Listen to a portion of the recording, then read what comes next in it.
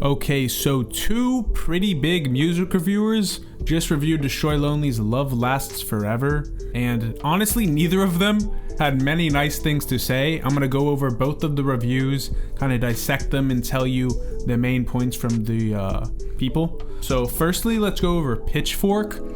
Their review actually came out very recently, and they gave his album a 4.5 out of 10. Honestly, I've seen them give albums lower ratings, so this isn't, the worst of the worst, but what they wrote about his album is kind of dissing, I'm not gonna lie. So it starts out with the introduction to the article being, the Atlanta rapper's new album ditches the dirge-like guitars of If Looks Could Kill, but despite the flashy trap beats and flex rap tropes, he still makes hedonism sound dreary. So yeah, basically they're saying that while he is flexing and, being hard the whole album, it just sounds so boring because of like the production, his vocals, his writing, whatever.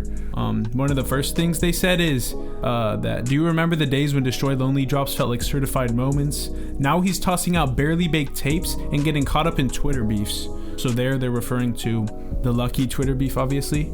Then, among Playboi Carti's Opium label roster, the inventive and goofy Ken Carson increasingly overshadows him. So yeah, this is kind of like a big thing to say that, Ken Carson is taking over Destroy Lonely's spot. Like, there was a point in time where Destroy Lonely was bigger than Ken Carson, and especially more respected musically. Like, everyone was like, Lone's better. After these, A Great Chaos vs. Love Lasts Forever is not even close in the slightest, and Pitchfork is acknowledging this. They're saying that Ken Carson is like going clear of Lone. They also called Ken Carson goofy, which I thought was funny. The criticisms continue where it says that the Love Lasts Forever is all flashy beats and sugary vocal sprees, but instead of reviving golden era Lone, the tape is overloaded with flamboyant flex rap tropes, as though he'd spark noted himself. And so basically what they're saying there is that it's like he's trying to revive his old music.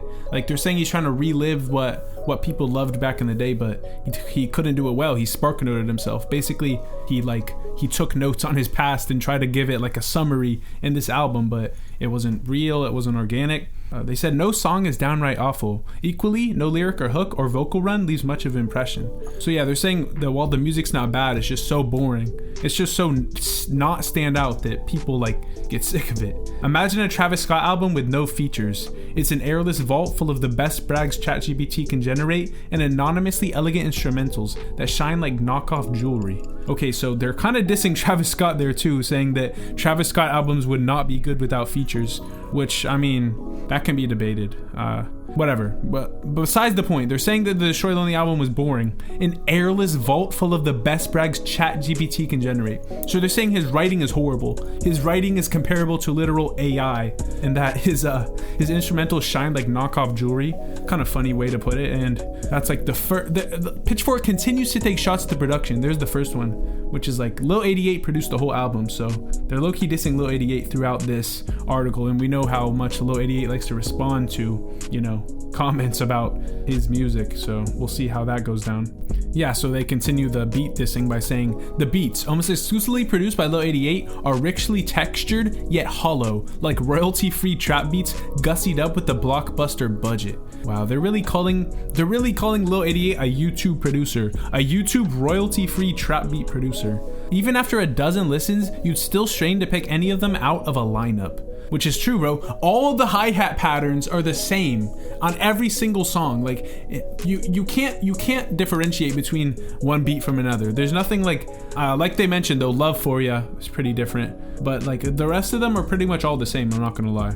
The writers even mentioned Cardi, Travis, and even underground rapper Che, where they said that the gruff freakout on Honestly feel like ripoffs of Cardi and Travis vocal tics, and some of the most thrilling new rappers like Che make up for their feeble writing with constantly morphing, freakily zonked beats. So basically they're saying that Destroy Lonely has really bad writing, and while rappers like Che can get away with that really bad writing, Destroy Lonely can't, because the beats are just so boring that they can't distract you from the fact that the writing and the lyrics are so poor. So, I mean, again, a diss. And then the outro was pretty funny. It says, does love last forever? Is a question Lone could soon be asking his most faithful fans, whose patience may be tested by an album this flat and flavorless. And yeah, that's 2 albums in a row, bro. If Looks Could Kill and now Love Lasts Forever. two albums that were not received well by the majority of people. And yeah, will the Show Lonely's fans' love for him last forever?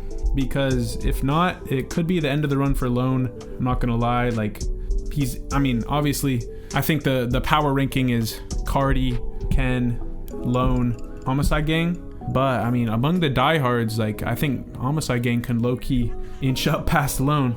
But we'll see. It's sad too, man. Like, I didn't really like the album. Baby Money was the one good song. It's the only song I saved. It was cool. It wasn't anything crazy, but it was good. It was all right. But like, bro, back in the day, like every day I would go on YouTube, look up Destroy Lonely Mix, and like I would just listen to it all day. Like, he just had these like lo-fi kind of like distorted vocal. Like the music was good. It's not anything he could have gone mainstream with, so I understand why he's not still making that, but I don't know, man. I miss those days. But regardless, there was another reviewer, Anthony Fantano, who voiced his disdain for the Destroy Lonely album, and fans will probably not be very surprised by this one, given his previous, reviews of Ken Carson and Destroy Lonely's other projects, as well as even Playboi Carti. So what he had to say, I'm gonna play you some snippets from his review. The rating he gave Destroy Lonely was very low, so just keep that in mind, but